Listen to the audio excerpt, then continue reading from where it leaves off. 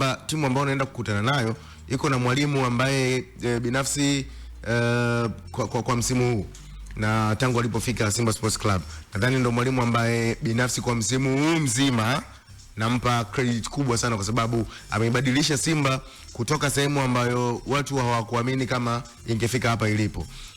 Playing style ya Simba sasa hivi amebadilisha baadhi ya wachezaji, ameimprove kwa maana ya viwango vyao, wamerudi kuwa wachezaji tegemezi. Mtu kama Eli Mpanzu, asilimia kubwa ya mashabiki tayari walishapoteza imani naye kulingana na namna ambavyo alikuwa anacheza, lakini sasa hivi amemrejesha na amempa majukumu mengine zaidi, kwa maana ya kuwa force number 9, anacheza kama namba 9 wa kuigiza, lakini bado anakupa kitu ambacho unategemea kukiona. Na mimi mwalimu alikuwa anategemea kukiona.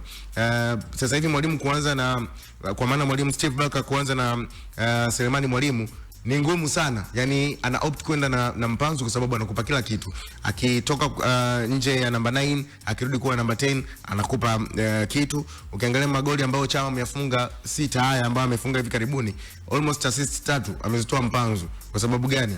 The way ambavyo anachezeshwa kwenye eneo la ushambuliaji. Anaenda pembeni kushoto, anarudi namba 9, anarudi chini kama namba 10. Kwa hiyo tunaona Simba imebadilika kwa asilimia kubwa. The way ambavyo Maema pia amebadilishwa tangu Steve Barker afike, tumeona amembadilisha, ameingia kwenye timu na anatoa kitu tofauti na kile ambacho alikuwa anakitoa awali. Na maana Steve Barker ni mwalimu ambaye ana uwezo wa kuimprove vipaji vya wachezaji ambao asilimia kubwa tulikuwa tayari tumeshaona kama hawana kitu kipya cha kutupatia. Kwa hiyo